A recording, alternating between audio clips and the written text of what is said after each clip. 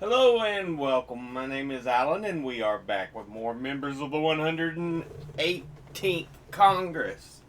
Today, we are looking at Senator Kyrsten Sinema. She is one of the two senators for the state of Arizona. She is an independent, and before she took office, she was preceded in office by Jeff Flake. Now, let's go ahead and look at who she is as an individual.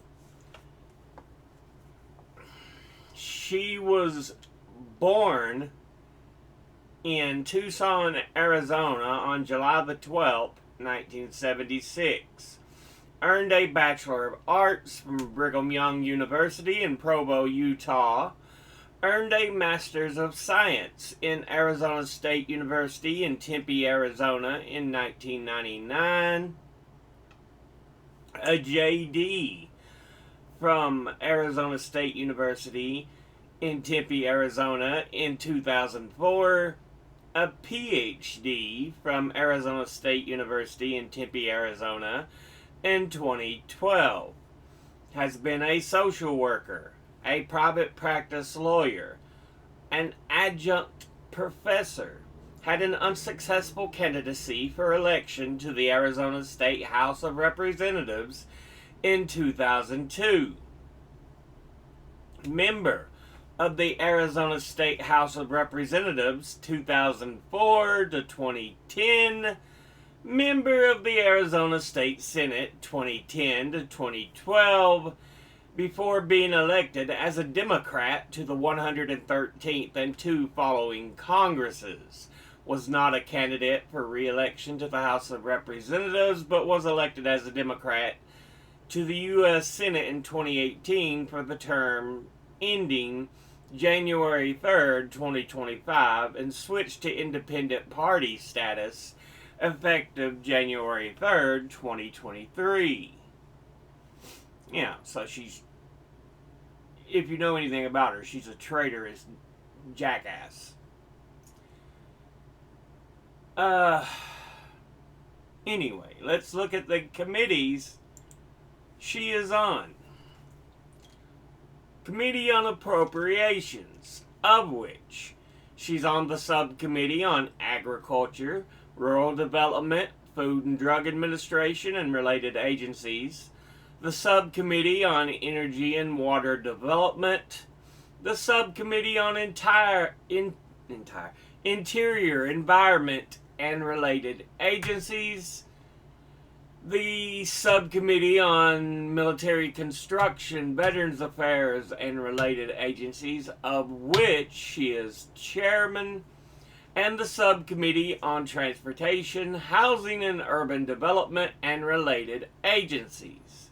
She's on the Committee on Commerce, Science, and Transportation, of which she's on the Subcommittee on Aviation Safety, Operations, and Innovation, the Subcommittee on Communications, Media, and Broadband, the Subcommittee on Space and Science, of which she is chairman, and the Subcommittee on Tourism, Trade, and Export Promotion. She's on the Committee on Homeland Security and Governmental Affairs, of which she's on the Subcommittee on Emerging Threats and Spending Oversight, and the Subcommittee on Government Operations and Border Management, of which she is chairman, and she is on the Committee on Veterans Affairs. Now, let's go ahead and look at the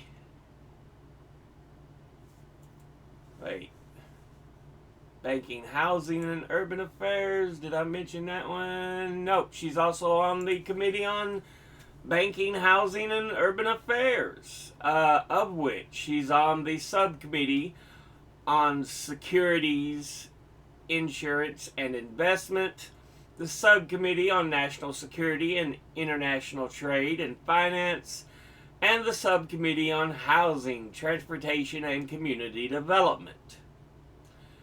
Now let's go ahead and look at her top 5 industry donors over her career. At the top, Securities and Investment. Surprise! Altogether, they have donated $5,536,367. Next is Retired, who have donated $3,578,309. Next is Lawyers and Law Firms, who have donated $2,995,868. Next is Real Estate, who have donated $2,735,983. And fifth is Insurance, who have donated $1,280,057. Now, let's go ahead and look at her top 5 individual donors and contributors over her career.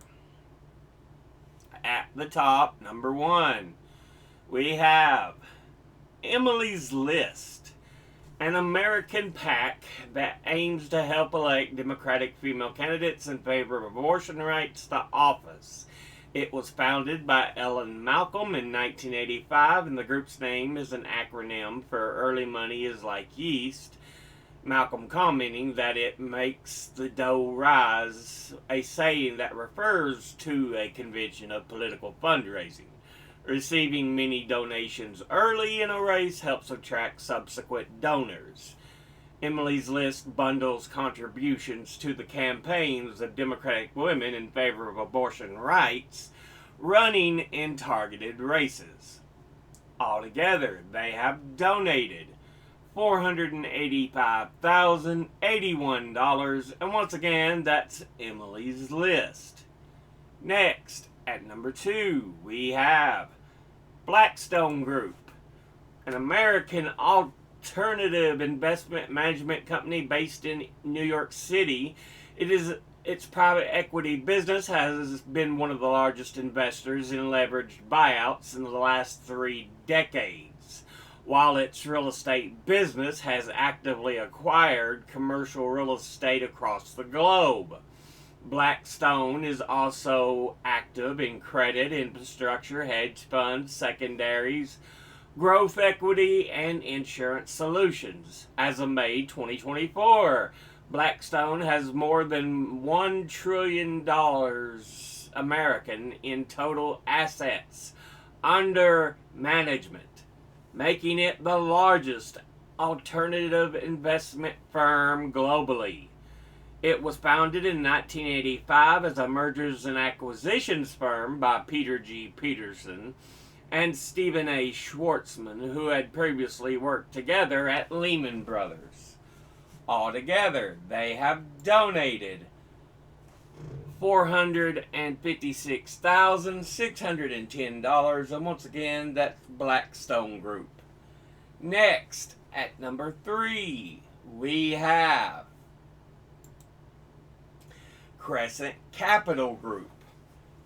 It is a global alternative investment firm focused on below investment grade credit markets with primary strategies that include funds that invest in leveraged loans, high yield bonds, mezzanine debt, special situations, and distressed securities.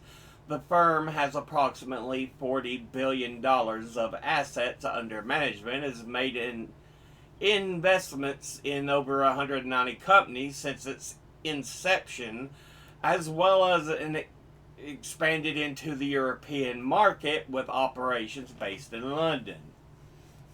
Altogether, it has donated $239,150, and once again, that's Crescent Capital Group. Next, at number 4, we have Apollo Global Management, an American asset management firm that primarily invests in alternative assets. As of 2022, the company had $548 billion of assets under management, including $392 billion invested in credit, including mezzanine capital, hedge funds, non-performing loans, and collateralized loan obligations. $99 billion invested in private equity, and $46.2 billion invested in real assets, which includes real estate and infrastructure. The company invests money on behalf of pension funds, financial endowments, and sovereign wealth funds, as well as other constitutional or institutional and individual investors. Altogether, it has donated $236,515, and once again, that's Apollo Global Management. Finally, in fifth, we have Carlyle Group, an American multinational private equity alternative asset management and financial services corporation based in the United States with a $426 billion of assets under management. It specializes in private equity, real assets, and private credit, and it is one of the largest mega funds in the world. In 2015, Carlyle was the world's largest private equity firm by capital raised over the previous 5 years, according to the PEI Index 300 Index. And in 2024 ranking, however, it had slipped to 6th place. Altogether, it has donated $213,500, and once again, that's Carlyle Group.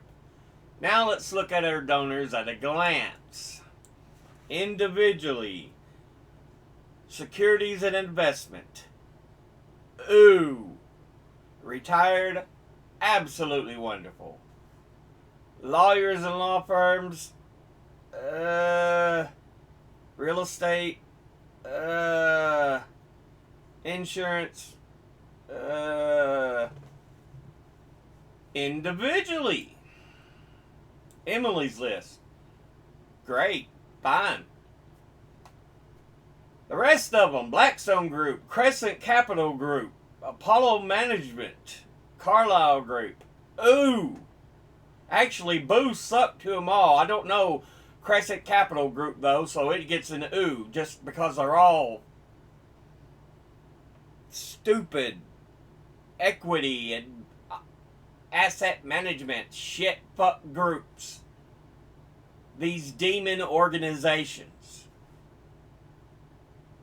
that would rather make profit over a regular person's ability to survive.